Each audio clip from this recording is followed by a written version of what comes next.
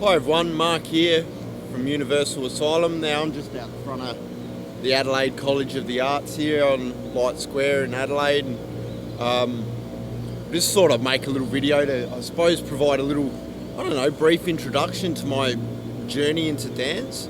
Now for me, learning to dance was a very, has been an extremely significant part of my life in many ways. You know,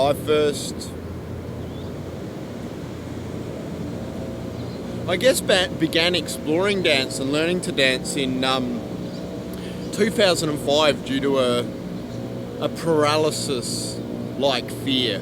I was literally petrified. To the point like I could have had Miss Universe. Now, I've never really been that keen on the Miss Universes, but I guess if I could have had someone like, if I had someone like Kendra Lust, asking me to dance and offering to make all of my wildest dreams come true, I would have probably fucking given it a red hot crack, but I would have really struggled. There was a couple of times that I had got up, I think I did it my 21st when, like, the little toddler cousins at the time dragged me onto the dance floor, but it was so forced and so, it was probably, and none of that made fucking sense, it didn't make sense, why I'd be afraid of something so beautiful, I'd had this fucking quiet, and it sounds so beautiful, but also sounds so harmless and sort of non-threatening in so many ways. I'd had a relatively, extreme life sort of thing. When I was young, I was shy in my own ways and stuff like that. Yeah, sure, but I was also very much a risk taker, and into any sort of extreme sort of activities, whether I'd jump off fucking any bridge I could, or do whatever in any sort of motor vehicle I could get my hands on, or I obviously wasn't shy with experimenting with drugs and alcohol and stuff from an early age, but I was petrified to dance, just completely petrified, and part of me wanted to know what that was. I was in my first year of recovery. It was 2005, whether I'd mentioned that or not, but there was a couple of times I went out with, friends from rehab, or that I was involved in my recovery. It was sort of weird. I went out a couple of times to the basement, I think was my first little attempts, and had a couple of little attempts, and it was so frightening, completely stone cold sober, and then someone, obviously there must have been some sparks there, because someone, I was in supported accommodation living on through the Salvation Army there towards Independence program, which was, a budgeting program all about, transitioning into permanent accommodation. I mean, the name says it all, towards independence. I was in the process of transferring my housing trust house from Whyalla to the city, which was a big decision. I was sort of, my children were in Whyalla, but I didn't have much else there. I didn't have any support or any opportunity. I'd never, I'd detoxed probably 24 times by that stage. I'd never been able to stay clean and sober, however, once in the city I had solid support networks. I had access to AA and NA and stuff like that, and there was a lot more opportunity here, so I didn't want to go home and ruin my children's life, because I honestly didn't know that I could stay sober. It was a whole new world for me. So I was, living in the Salvos and stuff. And someone pointed out a newspaper clip for Latin dancing, salsa and that at Latino Groove's dance studio, which at the time was, they were located, doesn't really matter, Angus Street. Actually had a lot of their events across the road here at the Colonel Light Hotel throughout those early years and things like that. But yeah, anyway, I went along to their classes, and it was so, like, I was so petrified. It was so forced. Like, people these days say that, you know, oh, you're such a natural and stuff like that. It was nothing natural about it. I was so, I don't even know if mechanical's the right word, because it was like maybe like a rusted piece of farm machinery out in a fucking paddock, you know, like I was like the Tin Man fucking Scarecrow and Lion all put together, you know. I needed like heart, courage, and like some oil in my joints, and like, I don't know about the brain, like I think part of the problem was the brain was getting in my fucking way, you know. I had to get past that sort of shit, but it was so forced for, I don't know, quite some time, you know, like not as in like minutes or hours, I'm talking like fucking, you know, weeks on end. It was like I fought weeks into months and all that sort of stuff. You know, the first time I got out social dance was actually across the road here at the, where it used to be, I don't know, Tonic, sort of, I think it was at some point a strip club or a nightclub or whatever. You know, that was my first night. I was at you know, one of the weekly classes, and the teachers and that at the end of the class, oh, come along, we're having the weekly social, blah, blah, blah. You know, half your learning's on the dance floor, whatever. Come along, it'll be great, you know, all that sort of stuff. So I thought, you know, I wanted to, so I was afraid to, and, you know, so I don't know, I probably got dressed up in the best clothes that I had, you know. I was sort of only really struggling to put life together at that stage, but very limited in my resources. But yeah, I got myself dolled up, and I fucking, you know, I come down and I fucking got there, and like, it was the most confronting thing in the world. It was like all of the fucking, like, gods of the dance scene were fucking there, and no one from class rocked up except for, you know, a couple of the teachers, and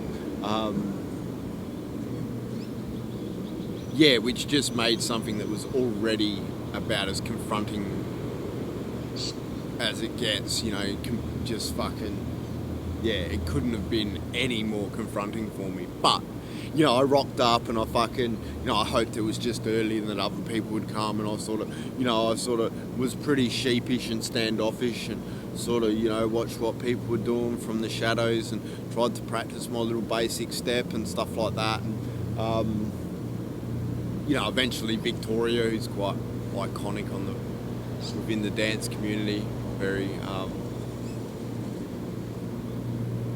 you know, beautiful, amazing woman. Like,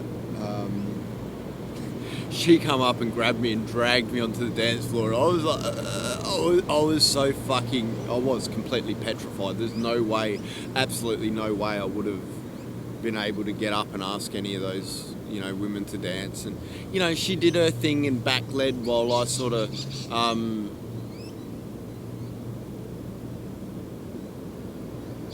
you know, I guess found my feet trying to even do a basic step, you know, let alone lead her into anything, you know. And I don't know whether she was having a good time, or whether, you know, I don't know whether it's right to say pretending to have a good time. She probably was in her own way. I know I enjoy the cuteness of people going through their, you know, like virgin dances and stuff, like finding their feet, you know, because you go through all them same stages, you know. I recognise all the different, you know, common little patterns of the ways in which people, you know, little hurdles we have to overcome and stuff like that, which is, you know, it's beautiful, I suppose, in its own ways. Anyway, you know, I got a couple of dances with, you know, all of the women there. I don't think it really got much more. There was probably, you know, there would have been under 10 people there, you know, possibly only 6 or 7 for the whole night, you know. I just remember the way I felt when I left there. Like, it was the scariest, most confronting thing. Like, I barely probably did a basic step, you know, like, whoa. Go away, mate. I'm fucking allergic to those cunts. You alright? There you go. Yeah, but when I left, it was, like, I was on fucking cloud 9. I just remember walking home, and it was the most fucking, it was like the best day of my fucking life. I was on such a fucking high, higher than any fucking drug I'd ever had. Yeah, and then I was, you know, that's when the fire really took hold, you know. I think those, you know, obviously there was those little sparks earlier than that were, you know, that sparked the interest and stuff, but that was where the fucking flames took raw, you know, like, you know, and it wasn't long, it didn't take long, it very much snowballed out of control then. It wasn't long until I was dancing, sometimes, you know, up to 6 nights a week, you know, usually, yeah, one of those nights was probably class, you know, that was all I could really afford, you know, 1 class a week, and sometimes only 1 a fortnight maybe, you know, but there was a lot of opportunity to go social dancing and a lot of free, sometimes they're only small, like I said, you know, a dozen people maybe, or sometimes less, and but when you got the bug, you know, there was always enough people to have a good time, and, you know, I found it was the most diverse, you know, it fitted very well with my recovery. You know, people who dance don't drink very much. You know, it was a sort of, I guess, a recreational art form. You know, also I'm ADHD, so I don't sit still and stuff like that, you know, like, I mean, I'm fucking sitting at the moment, but, you know, I own a couch, but I don't use the fucking thing, sort of thing, but, you know, so it fitted well with, yeah, my ADHD, my fucking, active personality, my artistic nature, the fact that, you know, people don't drink. It was I guess, a recreational art form that was a lot of fun and gave me something to do and social opportunities that didn't have, you know, it was low risk in the sense that most people drank water. Fucking venues hated us because there's no money in fucking serving people water and stuff like that. However, it was very healthy. It also exposed me to a very, I guess, it was the most diverse environment that I'd sort of come across, you know. Particularly growing up in like the country and shit, you know, I suppose sort of coming to the city, you know, and it was, like I said, the most diverse in terms of, you know, ethnicity, cultural background type stuff, age, you know, and I guess, you know, broader background. It just had one of everyone. It was a really good environment. Back then it was actually, I feel it was a much healthier environment back then. It didn't have quite so much of the toxic ego-driven hierarchies and stuff like that, which sort of, there's a number of reasons that they've sort of appeared. You know, some of it is certain, you know, we had some bitch from fucking who couldn't make it in Sydney come to Adelaide, real fucking total fake cunt, took over Latino Grooves.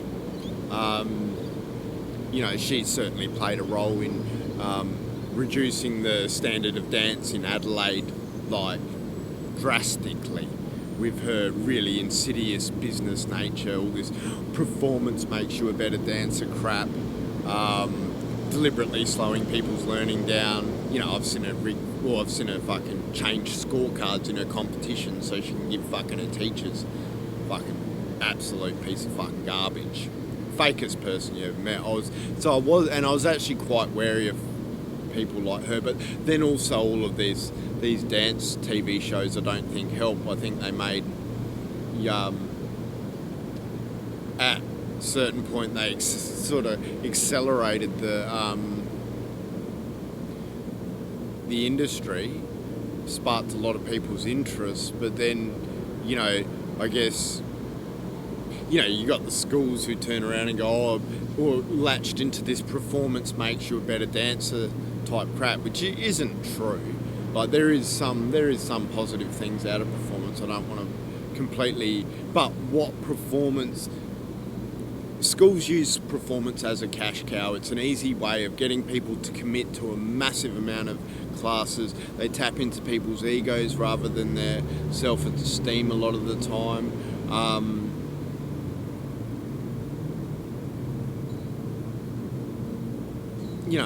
They are, by learning to dance via performance, a very good way of learning like really poor technique, bad habits, stuff like that, which becomes very difficult to break down the track. But at the end of the day, it becomes all about money. Anyway, I become very addicted to all the positive aspects of the dance community, and I did try to avoid some of what I saw as quite toxic, fake.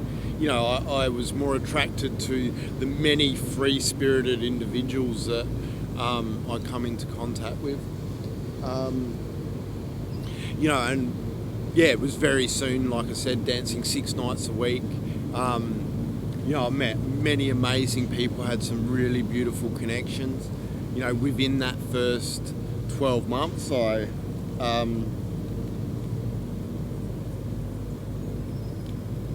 had a connection with one of many, but very beautiful souls, beautiful women. And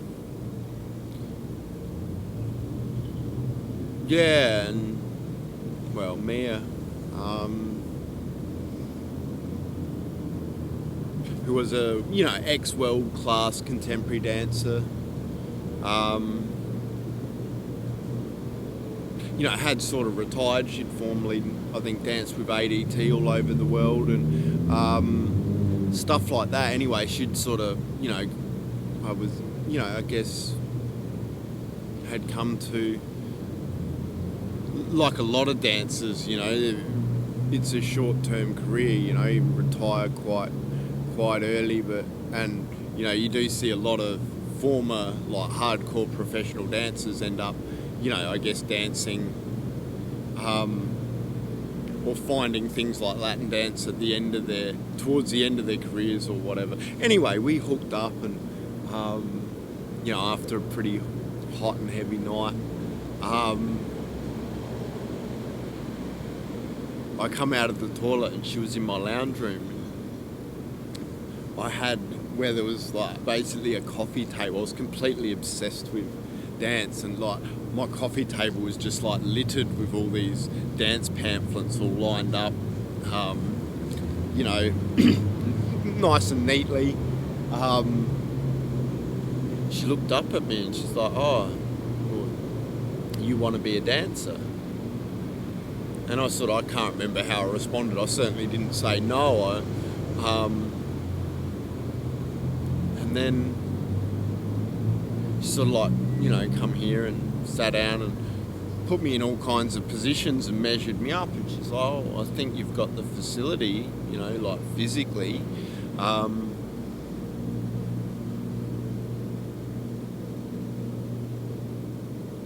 And then informed me, that was when I learnt, basically told me what I would need to do to get into dance school. And I had never heard of such a thing, It was, I had no idea, TAFE run, and I was aware of art school because I was I was artistic right from the moment I was born, very creative, all of that sort of stuff. I was aware of art school.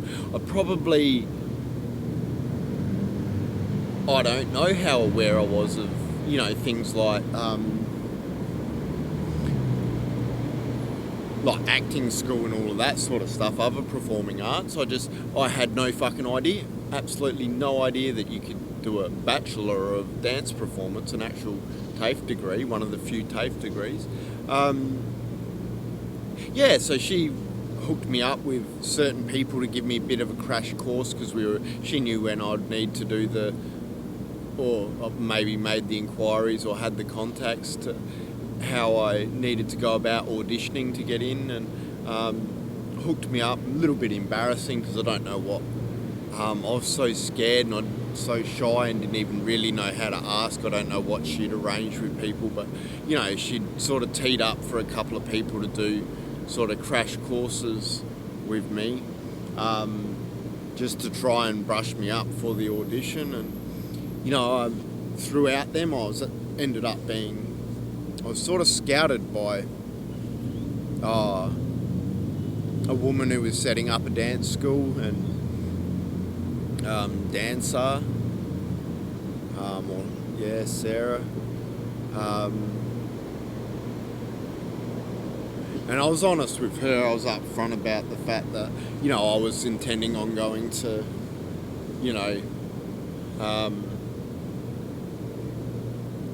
AC Arts or whatever you want to call it,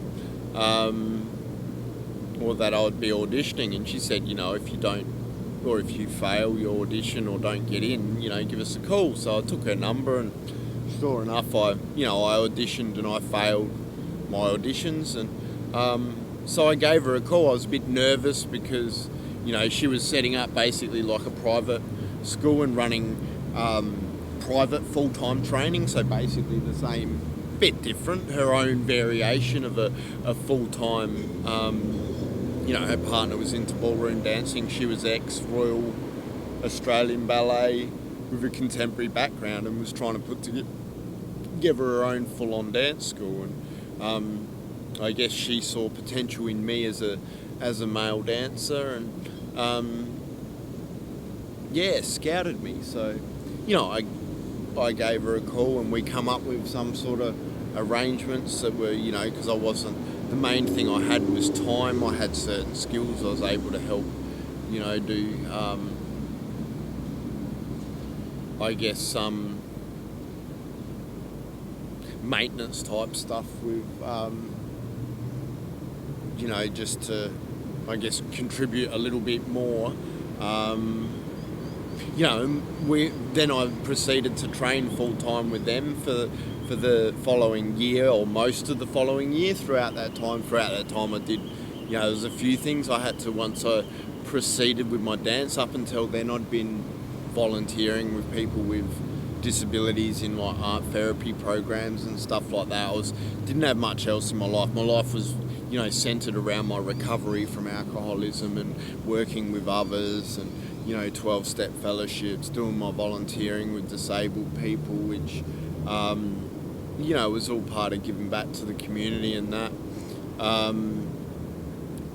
However, I had to at least put my art therapy work aside, set that aside to make way for full-time dance training. In the meantime, I met the love of my life, and I fucked that up, and that ended up leading to some of the greatest change in my life, as I've mentioned on numerous occasions probably by now. But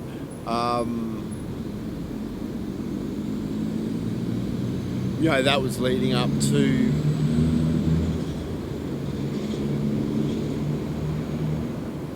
a performance that would, I don't know how much it would change my life. I was working towards a performance to do My Fair Lady as part of a charity musical theatre performance, in which I fucking sustained a pretty significant back injury and blew like 2 discs in my lumbar spine quite severely. I thought I was going to be a cripple. I thought my life was over. I was, maybe 24 by that stage, 23, 24. Probably 24. The doctors would tell me to rest, the physios would tell me to keep moving. I could barely move. I was laying on my back like for fucking and the only way I could get out of pain was to have a fucking wank. And then as soon as I blow, I'd be fucking in agony again. It was like, fuck, I'm never going to have a relationship. I'm never going to have, be able to work. My life's over. You know, and that went on for several months. I had to take some time off of dance training in between. I think I was still doing some of their strengthening classes and things like that, but there was a lot of classes, like the majority of stuff I couldn't fucking do. So that really and then basically, you know, my physio told me that, you know, like, the doctors are full of shit. Like, there's not much, none of what they were doing in terms of physiotherapy was working. Basically, that I needed, you know, hardcore Pilates to, you know, and there was only 2 places in Adelaide that, you know, had the right machinery and level of Pilates. She said, you know, the majority of Pilates is a gimmick, or a lot of the studios. Basically, there's 2 places in Adelaide who've got what you need. So I picked the one that was most appropriate for me, and you know, that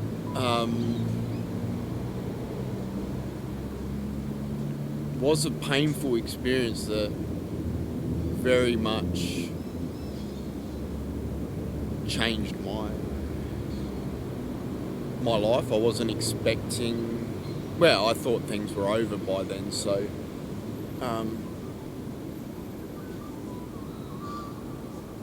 fuck.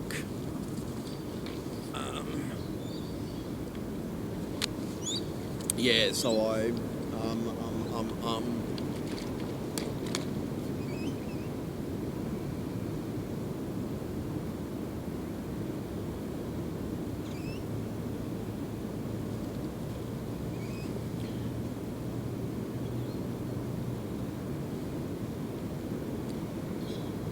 yeah, I guess I proceeded to work with fucking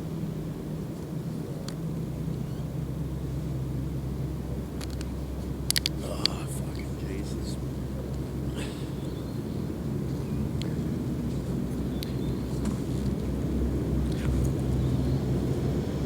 I don't understand people, right? Like, you see someone's like obviously fucking doing something, so you like just decide to come and stand around and have a fucking nosy. Sorry, that threw me a little bit. Anyway, yeah, so I proceeded to do the Pilates. It was fucking hell. It was absolute hell. You know, like, I actually, you know, the amount of pain for like 1 hour. I mean, she measured me up. It was, you know, fuck. For the price of it, was really good, you know, measured every part of my body. She was an ex-contemporary dancer who had retired due to injury, and, you know, that was probably, I guess, looking after her body. And, you know, I can't remember the details of her story, but,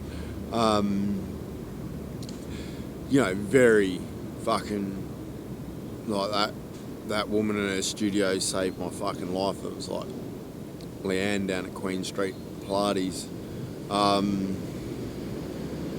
Yeah, measured me up, and then, like, I remember just like how much pain it was to go in for those hour sessions. Like, you know, tailored, like, personal programs, very you know, specific to, you know, my needs and stuff like that. And I go in and, like, I always knew that hour was going to be an hour of hell, but I would walk out of there feeling better. And it didn't take that long to develop the strength to actually, you know, start between the Pilates. I was able to build up enough strength to then proceed with my dance training, like, in, I guess, a manageable light sort of duties. I had to limit myself, but I was able to build myself up, and then I basically, you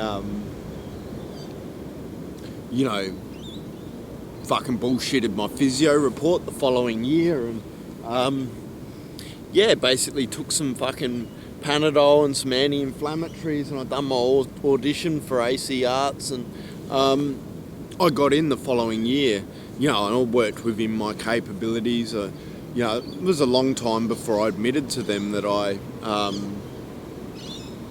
had a back injury. I was able to, it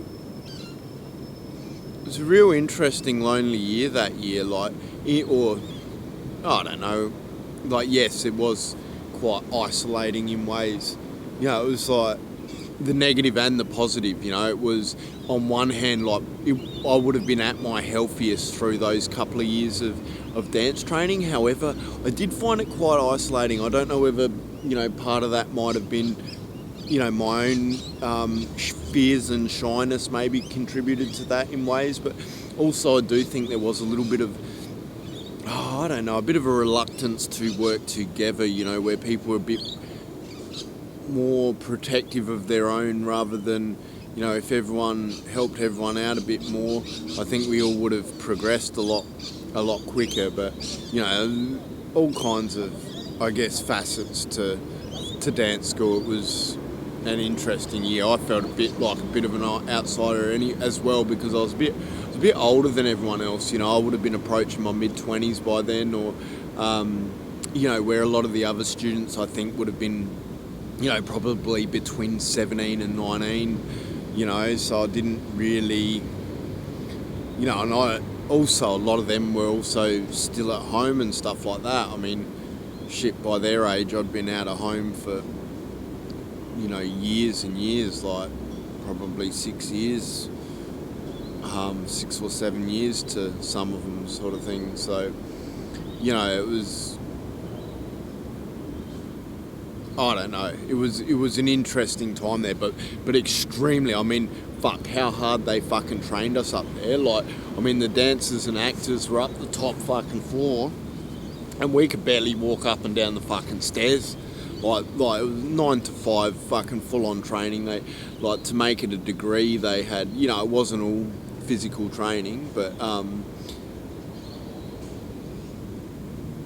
to make it a degree, we had things like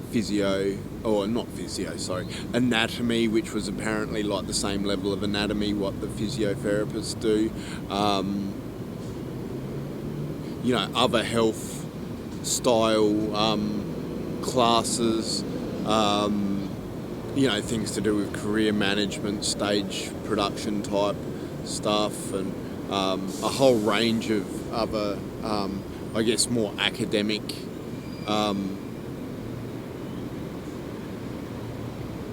academically focused classes, However, it would have been, a good 30%,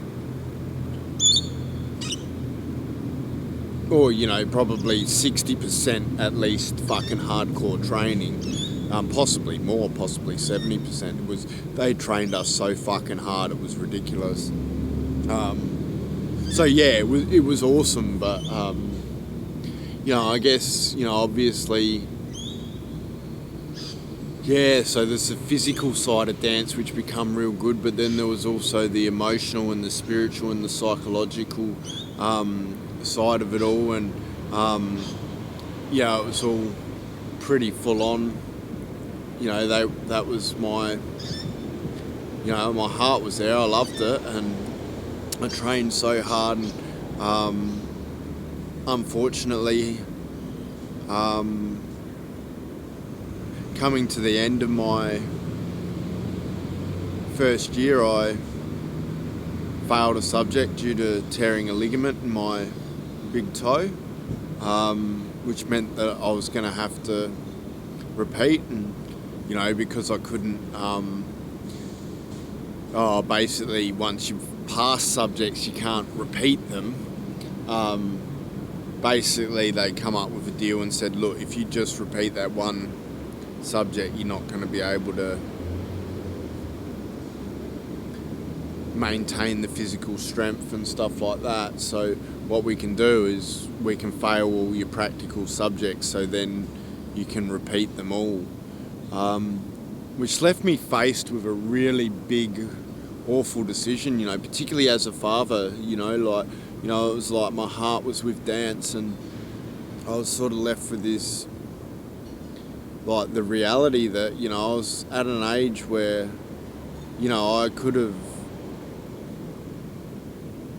if my body kept failing me, I may never get that qualification. I could train for years, never get the qualification.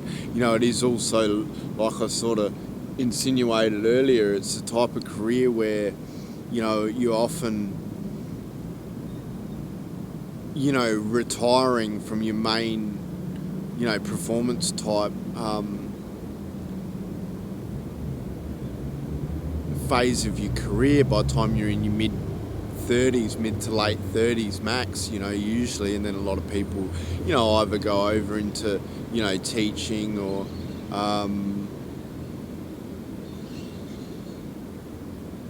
or into, various forms of therapy, whether it be things like Pilates and yoga and, stuff like that, are fairly typical things that I've sort of seen with, many sort of people with their dance careers and stuff. And so I was faced with these really harsh realities. Maybe if I keep doing injuries, I'll never get this fucking, I'm a father, what's the most responsible thing to do? And so I had to make that fucking, some really big decisions. And I had applied for the army. There was a big long story I won't go into behind that, but I sort of applied for the army, and it was around about the time I learnt to say 3 as well, mid-20s. And I still don't always get it right. But yeah, so I applied for the army to try and get uni paid for or whatever, and it was absolutely insane that I would have never, I don't do what I'm fucking told, so I don't know, I was fucking absolutely crazy, but they ended up accepting me after some queries about my substance history and stuff like that, and I postponed that as well.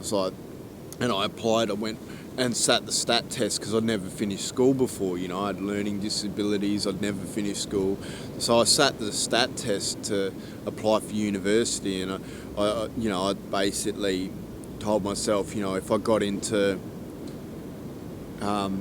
university, that I would do the responsible thing as a father and, bring dance back to just a, I guess a recreational sort of level. And, I got in, I applied for psychological science or a Bachelor of Psychological Science and Sociological Science as a double degree, which was a 4-year degree, and I fucking got in. That was my first choice. I fucking got in. I couldn't believe it. I apparently I had a really, really good stat score, and I could have got into just about anything.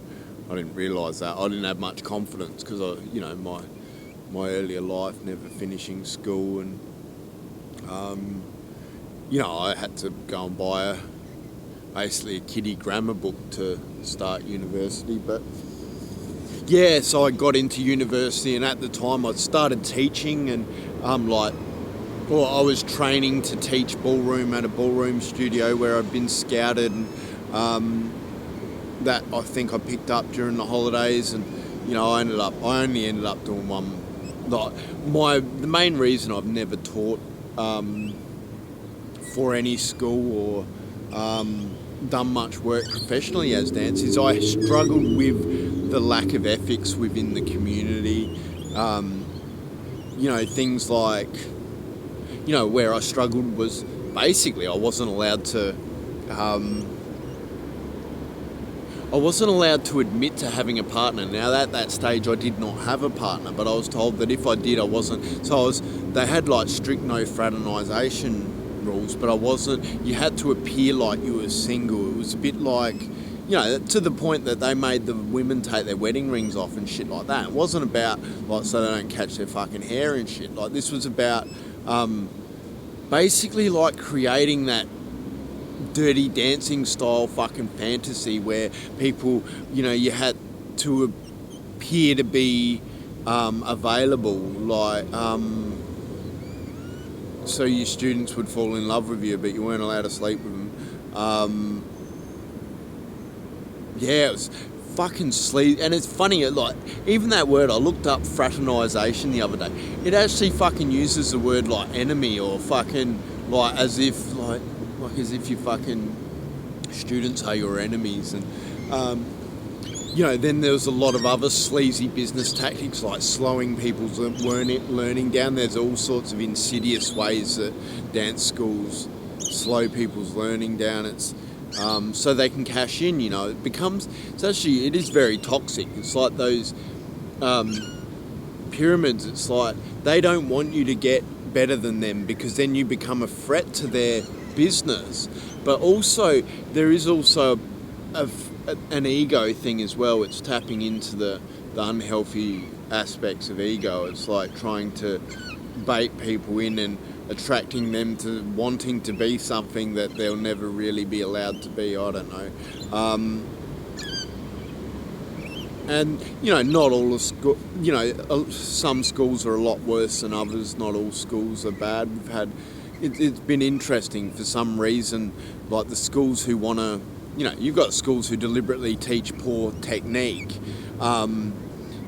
so they can cash in, perpetuating bad fucking dances. And yet then often when you'll get people who are teaching for the right reasons, who have greater morals and ethics, they're the schools that struggle. It's been really awful to watch over the last decade and a half. Really, I've seen a lot of genuine efforts sort of really struggle due to quite immoral stuff by some of the other dominating fucking schools.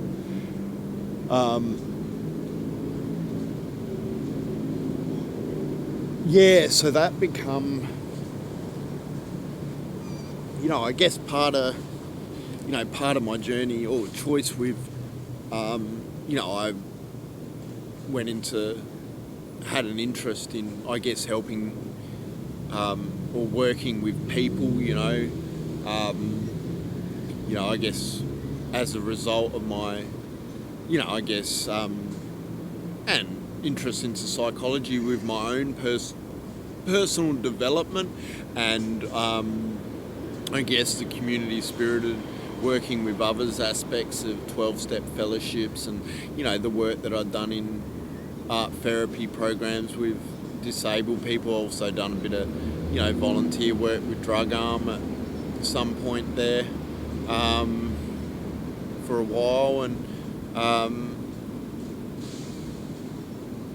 so that led me to going into pursuing my social work degrees or started off in psychology and social science, which was basically the equivalent of social work. I transferred into social work the following year because I found that I fitted better with the social work school and it sat better with, I don't know, that more holistic look, like looking at people within the context of their environment rather than it was less snobby as well, a lot more down to earth. Sat a lot better with me in different ways. But all of that stuff toned back my, dancing as I, I guess to more of a recreational level throughout my studies. And, dance was still very positive throughout that point of my life. It became a very healthy component recreationally still. Met many beautiful, amazing people over the years through dance. It is so bittersweet with everything that happened and so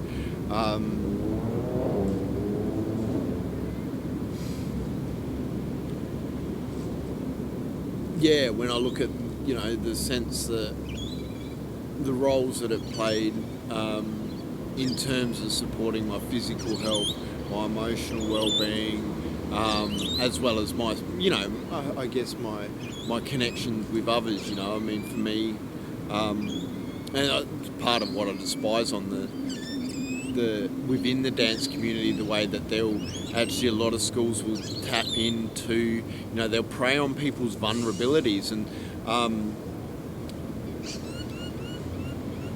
people come to dance for all kinds of reasons, and often quite vulnerable people, but they'll tap into those vulnerabilities and tap into, using the, whilst it can be healthy for self-esteem and confidence and stuff like that, they'll actually target the low self-esteem and tap into the unhealthy aspects of ego with all their performance cultures and things like that, and it can become quite fucking toxic.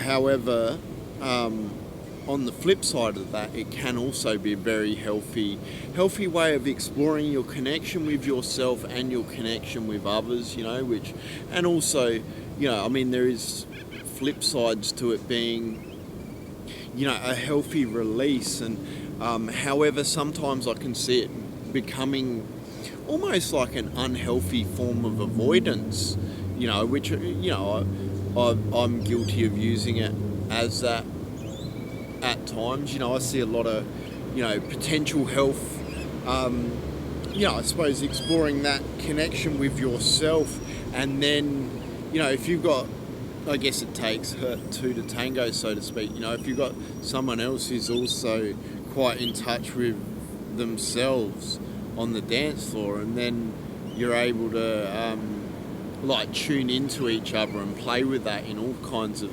explore those connections with others, and that can be, there's lots of I guess barriers that come to that. There's all those psychological ones like the fear and stuff like that I had to overcome earlier in my dance journey, and then I've had like the physical barriers with injuries and stuff like that dance has. Dance has contributed to injuries and stuff like that, and sometimes that's been as a result of the fault of others, sometimes it's been the fault of my own, and sometimes it's just a little bit of shit happens, but I guess the point is dance has that more emphasises the need to practice sort of, I guess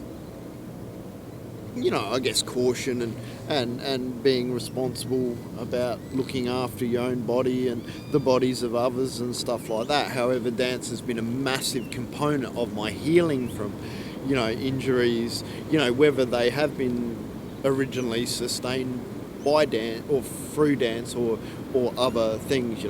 Dance has played a massive role in maintaining my physical health and my emotional well-being and stuff like that. However, trying to balance that, and I guess it's all part of, those learning processes of tuning in and reflecting upon what am I actually doing here,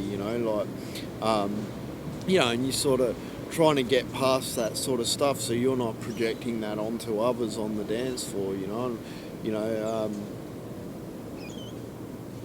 I guess becoming more aware and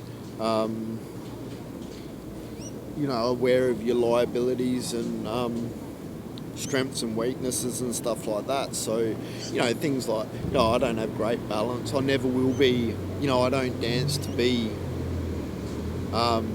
perfect. I hate like some of the more pretentious, like plastic dances sort of thing. I never will, I'll never be the greatest looking dancer, but when I started, that's not why I dance.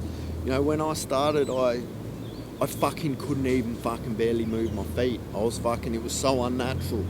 I dance for, my soul is why I dance. And,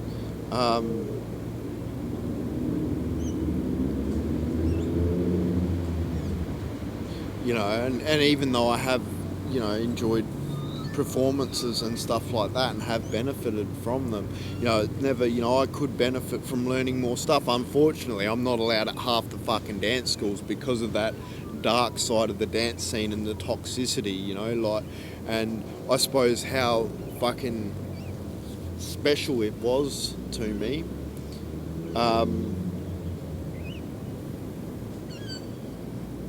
and that lack of ethics that I saw. I didn't realise how dangerous some of the toxic cliques that I saw. When I think about it, I'm a fool. I watched Hugo Salcedo from Latino Grows. He's a criminal thug. As far as I'm concerned, he belongs in fucking jail. But, he's bullied every person who has made reservations to host Latin dance events at the Aqaba Hotel over the past 15 years. He's attempted to bully absolutely everyone out of cancelling their reservations and succeeded in every case except for one. He did it with James Kilpatrick from Southern Salsa. The Aqaba Hotel is well aware of it. The Aqaba Hotel, after Hugo Salcedo, his staff members torment and abuse me to everyone dead in my life, then his staff member Rosie Bourne screams in my face that my dad dying's the best thing that ever happened to me.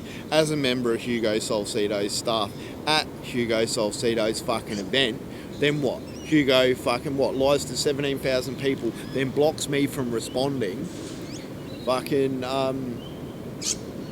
then tells me to act violently towards encourages me to beat up one of his staff members. He also, when James Kilpatrick was having conflict with someone on the dance scene, Hugo Salcedo advised James Kilpatrick to bash and have this other member of the dance community kicked out of the country. Now, that would have effectively enabled Hugo Salcedo to hit two birds with one stone, because they were both his competitors, without even getting his hands dirty. Absolutely psychotic that these dance schools are not regulated. Now, when Hugo bullied James Kilpatrick into cancelling his event booking at the Aqaba Hotel, the Aqaba Hotel admitted to being aware of it, but I don't know whether there's nothing they can do or whether they just don't have the integrity to do anything about it. I know the Aqaba Hotel can get fucked as well. They have no integrity. The Aqaba Hotel are aware of Hugo Salcedo inciting violence, are aware of Hugo Salcedo bullying all these people. He's a criminal thug. And you know what? When I mentioned it on the the Aqaba Hotel's advertisement for Hugo Salcedo's event and said it's disgusting, they blocked me from responding. So, basically there's no regulation of the industry, and it's being covered up. What happens, here's a question to the Aqaba Hotel in Parkside, Adelaide. What happens when someone dies due to Hugo Salcedo encouraging violence? You look at the fact that Hugo Salcedo runs large social events that host over 500 people at times. What happens when someone gets killed? And the thing is, most dancers are not particularly violent. There's this illusion they've got this perfect record. When you look at the type of clientele that you're dealing with, they're not particularly violent people. And that's what also makes it more dangerous and more insidious to have a man like Hugo trying to encourage violence. The fact that he has such little integrity, and I could do with extra training. I would love to do extra training. I'm not able to go to half the dance schools, and they are the biggest, most toxic. I put a review on James Kilpatrick. James Kilpatrick has been banned from being a school teacher. He's had his working with children's clearance revoked. We need standards here. The dance industry does not have any form of regulation. There is no ombudsman. You're not allowed to complain. By me speaking up about all of this massively unethical behaviour, I was banned by a third across the road. So Mutati, another coconut, highly narcissistic person. Narcissistic as fuck. Dances for all the wrong reasons. Claims that, it's for everyone, yet everyone except Mark Parker, because I stood up against Hugo and James Kilpatrick. But yeah, he's banned me sends me this message claiming, banned. There's nothing I can do. You've been banned from the Pearl and the Cosmos Club. All right, Matati, how come there's photos of me at the fucking Cosmos Club since you sent me that fucking message? And just throws off their responsibility. James Kilpatrick's another good one for doing it. They'll throw things off, block you from responding, and there's absolutely nothing you can do about it. A lot of their other tactics of getting rid of people is subtle bullying. They'll do it a lot and they'll do it around, say if there's a woman who doesn't fit the appearance of what they want, the appearance of what they want at their dance school, they will subtly bully them until they go away. I have no doubt that particularly after the level of bullying and I've experienced within the dance community, that this type of behaviour has resulted in suicides. This industry does need fucking regulation. It's simple as that. Now, like I've said, and that's some of the bittersweet, and how they held hostage. It was like they had control of my drug. They had control of my dance. And they fucking knew that. Rosie Bourne knew I loved dance. She knew what was precious to me. She knew I loved my father. She knew I loved my dance. She knew I loved my career. So what? She torments and abuses me and runs, oh, he's obsessed with me, just to masturbate her toxic fucking ego. Yet there is no regulation. When people experience this type of stuff within the dance community, there is no way you can turn, and you are not allowed to speak up about it. Otherwise, you get socially excluded, I've seen. And in a way, it's been very bittersweet through starting to stand up against these people in this industry. It's difficult because I have been excluded from half the community, and a lot of people have blindly sided with these really toxic fucking scum, most of whom have never spoken to me. The people I generally get along quite well with, the people who I interact with. I am a bit shy on some of the other schools, and part of that is my own insecurities, for I guess anyone who doesn't, understand the industry and different styles. The style of salsa I dance is a little bit different to the more traditional sort of Cuban styles and stuff like that, and so I feel a little bit insecure or inadequate. I'm a bit shy with some people that I probably shouldn't be. They're not really that scary. I just have my own my own shit that I need to get past, but even though I've been excluded on many levels, by standing up, it has been a very important aspect of my healing, not only in respect to dance, but in respect to, all aspects of my life. I will not... They're fucking idiot. Hugo, Solcito and Rosie Bourne. How fucking smart are you fucking retards? So you got a man studying his ass off to... studying social work as a fucking, with the intention of going into activism and promoting, promoting positive social change in the interests of human rights and social justice, and you sabotage his fucking career. How fucking stupid are you cunts? Rosie Bourne was the one with the delusional religious ideas of the white picket fence and getting the shitty little job and being part of the problem. I was always planning on being part of the solution. Yes, I allowed you people to break my spirit. Well, these people have, I spent years as a drug addict. I have never met people with such little morals as people within the dance industry.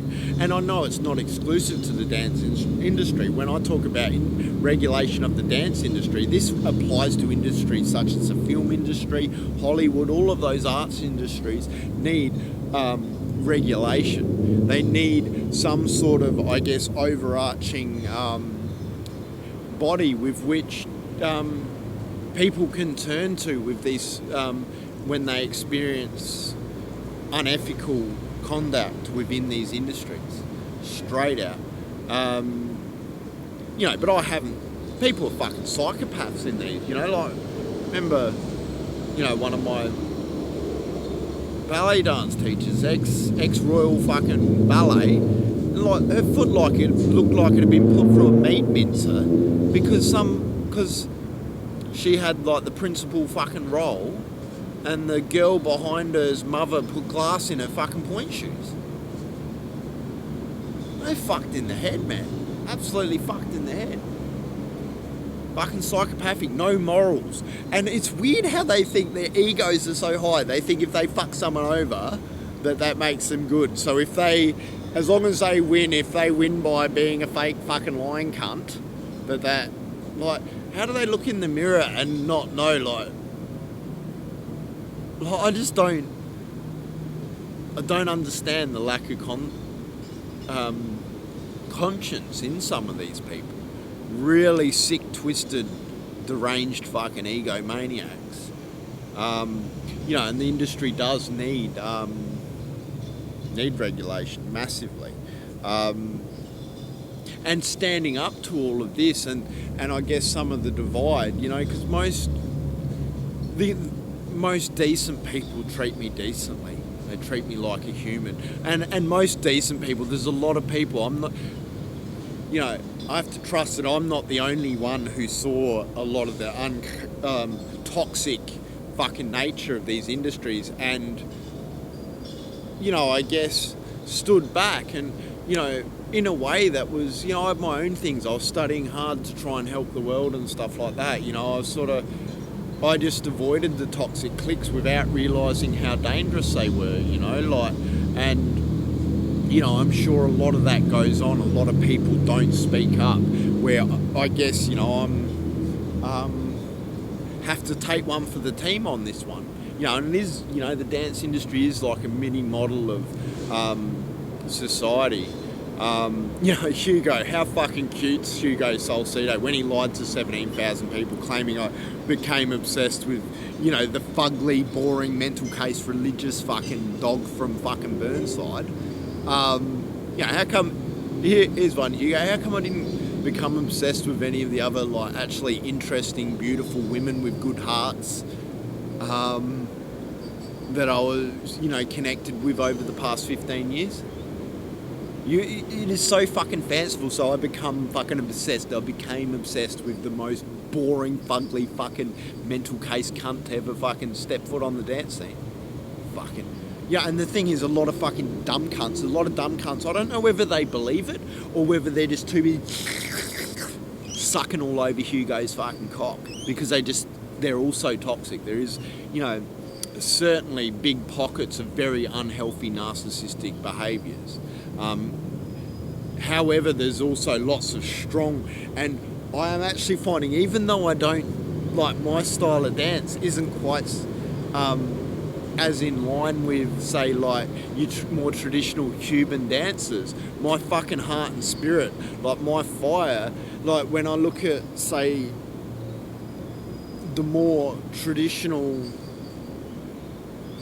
parts of the community, that's where I see the spirit of dance. That's what I fell in love with, you know, and that's where those groups are more equal. They don't tend to have as much of this fucking toxic hierarchy type stuff. Is just my sort of observation from a little bit of a removed perspective, you know. But that's what I fell in love with. I think that's healthier. It's also has a lot more strength in it, stuff like that. Yeah, so I guess that's sort of kind of, I don't know, just interesting observations for me and stuff like that. And, you know, I feel a lot better within myself, you know, when I was, rather than sucking cock and just, I didn't know how to stand up to any of it for many years, and I didn't want to let them win and drive me away from something I loved, so I kept returning, no matter how much, and how much, you know, and it was only, you know, Hugo lied. When he lied, he said, 10 years ago when it was 7 years ago. You know, he also, you know, failed to fucking acknowledge the fact, like, the worst of the abuse was now probably getting close to 10 years ago. However, that was a good 2-year period of the worst fucking abuse. However, it was only, say, 3 to 4 years ago, maybe now, 3.5 probably, maybe, I don't know, maybe it was only 2.5. But when I stopped attending his groups, or his social at Casa Blah Blah, because his staff member, and how the abuse would work, they had all the psychopathic abuse. Now all they have to do is admit to it when no one's looking, and then fucking basically laugh in your face, and then pretend you're crazy when you don't cope with that. You know, like, proper narcissists, like that piece of shit Samuel Nicholas. I don't give a fuck. I fucking laughed at Samuel Nicholas when he got cancer. I wished for Samuel Nicholas to get cancer. Samuel Nicholas is an ugly fucking piece of shit. He is like cancer. He is a nasty, lying piece of shit who thinks it's okay to torment someone who is desperately trying to fight to save their fucking parents' life so he can get his dick sucked by a fugly little slut like Rosie Bourne. Suck shit. I hope you fucking getting your dick sucked to destroy my life was worth getting cancer, cunt, because you fucking deserved cancer. You are the one person I ever wished fucking cancer on. You fucking deserved it. I fucking did laugh as when I heard you had fucking cancer. I've never heard anything more fucking comic in my fucking life than Samuel Nicholas getting cancer. Like, fuck, I hope he dies coughing up fucking blood. Never met someone who deserves to die of fucking cancer in my life. And look, I've generally, that's a big thing. I'm a pretty good-willed person. You deliberately fucking sabotage someone's fucking career, destroy a father's fucking life. You realise how much fucking problems you cause my family? I don't give a fuck if you die of cancer, mate. Fucking get fucked. A lot of you. Same with you, Rosie. I don't give a fuck whether the whole world knows everything about you. Same with fucking Hugo Salcedo. Oh, that was my point. So Hugo Salcedo being so fucking cute. Oh, what if he does this to someone else? Yeah, what? What if? So what, Hugo? What? You worried I'm going to tell the truth about someone else like I'm about to tell the truth about the world governments and how fucking insidious they operate? The fact that they are criminal organisations who abuse their positions of power like yourself, mate. Now, I will fucking oath on that. What part of fucking activism do you not understand, you fucking retard? You know, you should thank your fucking lucky stars that you haven't disappeared into a fucking cloud of no comments. You know, most people with the level of abuse that I've experienced, most people that I've described what Rosie did to me say they would have killed her. Most people, you know, when I describe what has happened at Latino Grows, not many, most people would have fucking either committed suicide or committed an atrocity, you know. If I was what Hugo Salcedo fucking says that I fucking am. You know, I have had people offer to take care of Hugo Salcedo. I mean, I've spent fucking years, like, the stuff that I fucking survived, running around fucking helping people. And I don't think they were talking about, like, giving him a fucking pedicure. You know, I might not have someone to help me fucking, you know what, figure out how to get a job or fucking, you know, but, you know, and I've had to tell people no, you know, there's people who care about me who have seen how much pain these fucking narcissistic fake fucking people are. Now Hugo went running to the cops trying to convince the cops that I'm making up stories about the cunt. I mean, if the cops took one look where the fuck, I'm pretty sure the cops have got fucking like 2 hour worth of footage fucking trying to get names out of me when they fucking caught me growing fucking dope. I ain't no fucking dog. You know, took a look where I come from. You know, probably thought, yeah, right, yeah, whatever, Hugo, you fucking walks in, 6 foot fucking Colombian trying to claim little fucking Mark's little ex fucking heroin addict Mark. Probably took a look at my fucking contact list and went, fucking hell, Hugo, mate. Like, police know I'm not a violent fucking person. I don't, you know, it's not fucking me. You know what, they torment and abuse, scream in my face that my dad dying's the best thing that ever happened. Oh, we're scared of Mark. He's a fucking psychopathic. You know, absolutely psychopathic. The amount of pain that put me through, which all led to, I guess, my exploration into the therapeutic value of, you know, DMT and other similar substances. You know, it's difficult. Like, I don't know where I stand with dance. Dance will always be a significant part of my life. You know, I would like to see the dance industry regulated to the point that I can attend Latino Grooves events, that I can attend fucking Southern Salsa events. I do not want to talk to these cunts, right? But just because they don't like me does not give them the right. It's just like Woolworths. If the manager of Woolworths doesn't fucking like me, he is not. There are fucking regulations to stop him banning me from Woolworths. You know, I actually have to commit a crime, a really bad crime, to be banned from going into Woolworths, right? This needs to apply to these industries. I should be able to go and do a dance class wherever I fucking want. I should be able to, particularly when the grounds of me being banned is basically because I've stood up to their unethical behaviour.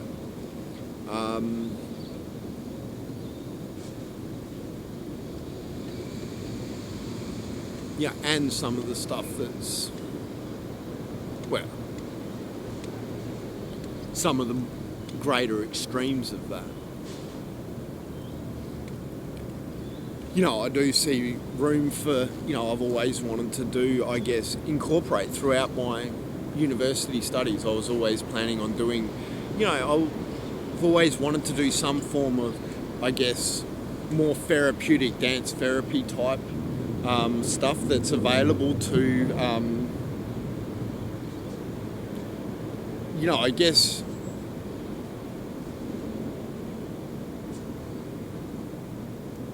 well, I guess available to people who might not be able to afford all the,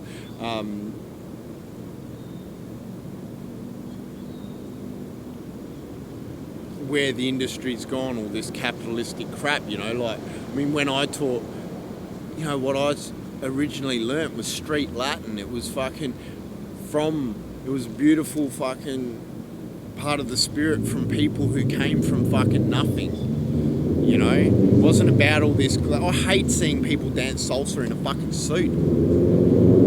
It doesn't fucking fit with where it come from, or my understanding of its roots and the spirit of it, you know.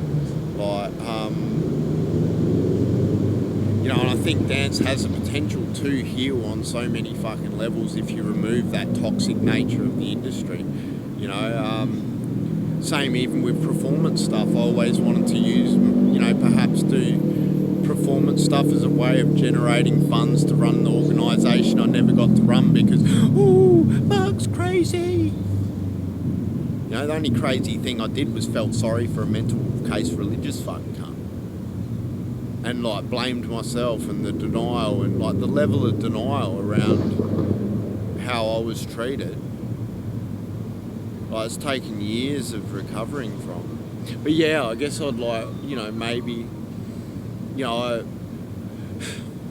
to me dance should be an art. It's not as opposed to a craft, you know. If I was to do performance, I would like them to have some sort of level of meaning, you know, maybe some activistic type functions, or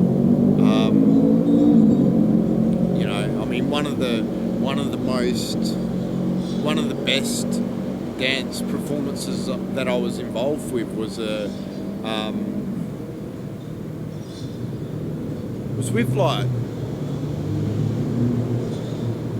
like a South African community development project, and I was sort of paid to do like a small piece in the middle, so it was like my role was a very like relatively small component of like quite a big project. But what it was about was where you've got like say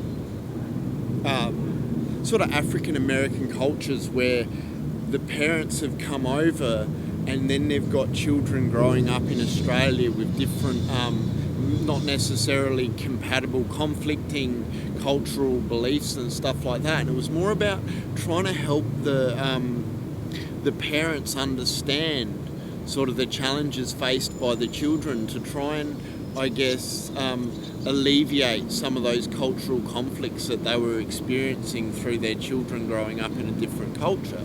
And like, it was a fucking amazing experience with such, I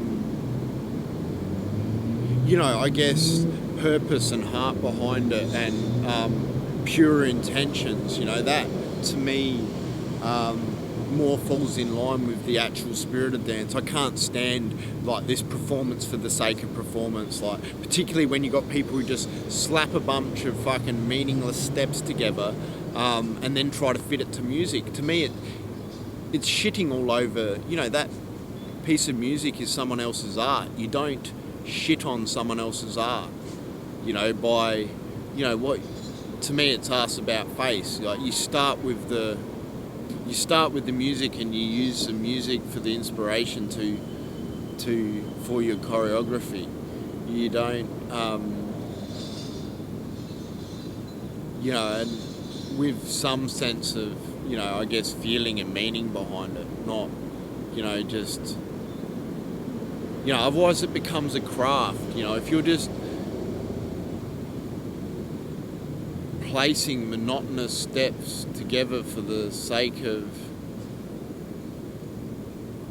fucking placing them together, it's sort of, you lose the fucking spirit of it. As far as I'm concerned, anyway, it does. It becomes more of a craft than an art, and that's how I see a lot of what they're doing. They just, or a lot of schools do a lot of the time.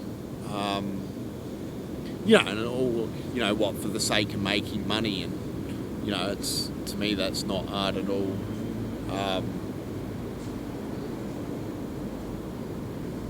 But anyway, that's enough about my little dance story for now. I don't know where it goes from here.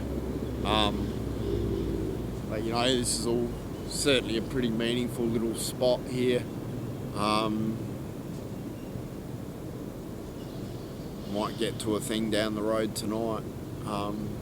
If I've got any steam left in me, there's got a couple of things on. I've got Q-Bar in the afternoon and then Cosmos in the evening, so we'll see if I got any fucking steam left anyway.